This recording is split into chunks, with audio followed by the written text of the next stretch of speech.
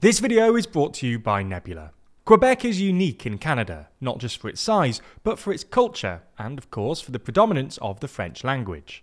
More than 85% of Quebecers speak French regularly at home, and Quebec makes up more than half of all bilingual English-French speakers in all of Canada.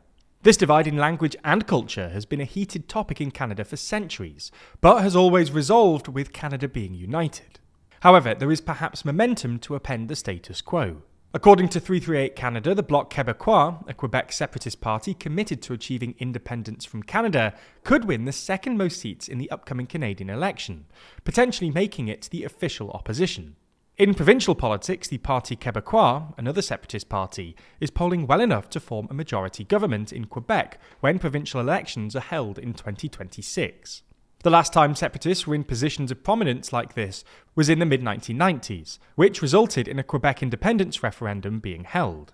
Although the referendum was defeated, it was by an incredibly narrow margin, and it appears that the subject will re-enter the political spotlight once again. So in this video, we're going to take a look at the history of Quebec nationalism, explain what's behind its rise today, and whether or not Quebec leaving Canada is a real possibility.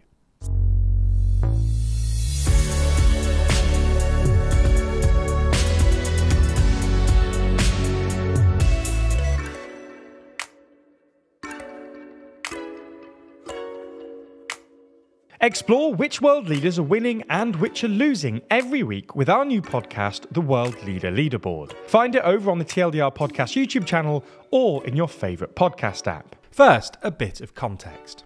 Francophone nationalism has been prevalent in Canada ever since the country was founded in 1867. Although Canada was founded as an equal merger between Anglophones and Francophones in lower and upper parts of the country, as Canada grew, it soon became dominated by Anglo-Canadians. In fact, of the Canadian Prime Ministers from Canada's first century, so 1867 to 1967, only 2 out of the 14 were of French descent. This, among with other problems, created a sense of alienation amongst Francophones, who felt the government and its priorities did not reflect theirs. The sentiment grew in the 1960s and was further ignited when, in 1967, French President Charles de Gaulle said to an audience in Montreal, "Vive le Québec libre," or "Long live a free Quebec." Going into the 1970s, some Quebecers turned to violent means. This resulted in the 1970 October crisis, when the Front de Libération du Québec, a militant separatist group, kidnapped the Quebec Deputy Premier and a British diplomat, killing the former. The incident led to then Prime Minister Pierre Trudeau to invoke the War Measures Act, a first during peacetime, which gave local police sweeping near martial law powers to find the perpetrators, and eventually they were caught. The saga prompted a collapse in any remaining public goodwill for militant separatism, and helped fuel the rise instead of political separatism, with the Parti Québécois winning the 1976 Quebec election, taking power for the first time. In 1980, Premier René Lévesque organised a referendum in Quebec to secede from Canada, but it was soundly defeated. Then, after a series of reforms to the Canadian Constitution that failed to include Quebec, with subsequent negotiations to bring them in breaking down, separatism rose again in the mid-1990s, led by Lucien Bouchard, leader of the newly formed Bloc Quebecois and Quebec Premier Jacques Parizeau. In 1995, another independence referendum was held, and while the vote was much closer, it failed to receive majority support, and with the Liberals defeating the Parti Québécois in the 2003 Quebec election, the issue of independence was put on the back burner. But today, there's a resurgence of the movement. At the federal level, the Bloc Québécois, led by Yves-François Blanchet, has had a bit of a comeback, with the Bloc picking up 22 seats in the 2019 Canadian federal election and holding steady in the 2021 election. They're currently projected to pick up more seats and, if federal polling holds, could beat the Liberals to become the second largest federal party by seat count, making them the official opposition. Provincially, in Quebec, the Parti Québécois have been under the leadership of Paul Saint-Pierre Plamondon, or PSPP. Taking control in 2020, PSPP has led the party to a 10-point polling lead over the incumbent Conservative Quebec government, and if an election were held today, would easily take power.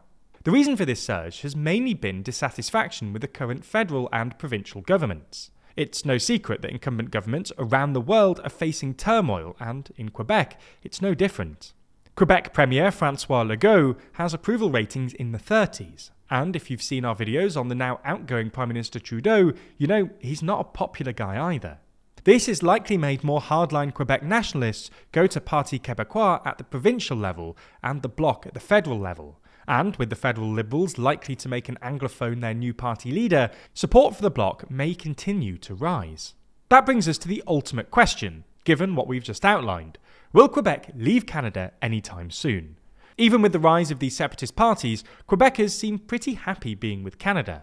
An Angus Reid poll last year found that 69% of Quebecers are proud to be Canadian, and support in Quebec for independence has hovered around 30-something% for nearly 20 years. Even a quarter of Parti Quebecois supporters said that they would vote no on a separation referendum, suggesting that a not insignificant portion of supporters want a Quebec nationalist government that maintains nationalist priorities while remaining a part of Canada. That being said, this sentiment has not deterred PSPP, who has pledged to bring up a referendum if he's elected and has contended repeatedly that he thinks it could pass. It's possible that with more democratic legitimacy, such as if the Bloc wins big in the upcoming Canadian election and the Parti Québécois takes control of Quebec in 2026, support for sovereignty could rise. After all, the Quebec separatist movement has not had dynamic leaders such as Blanchet or Plamondon since Bouchard and Parizeau in the mid-90s. But it's much more likely that Quebecers are dissatisfied with the current domestic outlook for Canada, as most Canadians are, and are looking for any alternatives to the current situation. If the economic situation improves, support for the Bloc and the PQ will probably diminish, and with it the idea of Quebec separation happening in the near term. It's also unclear how Quebec would leave Canada if it voted to declare independence, as the Canadian Supreme Court ruled that a province cannot unilaterally secede, and under the Clarity Act of 2000, the Canadian government could reject any referendum result if it deemed it too vague. All in all, despite the occasional tension between Quebec and the federal government and the oscillating support for the independence movement, Quebec remains an essential part of the Canadian fabric, and polls among Quebecers seem to, for now, align with this notion. But as we've seen in politics, things can change rapidly, and this topic will be something to keep an eye on in Canadian politics. Like a lot of things, this whole situation is very much in a state of flux. With us entering a new year and Trump re-entering the White House, well, the world has felt more stable, hasn't it? Every day we're faced with weird headlines, from Trump's attempts to take over Canada and Elon's wild ride in Europe, or even Trump trying to swap New Jersey for a shiny Charizard on the playground.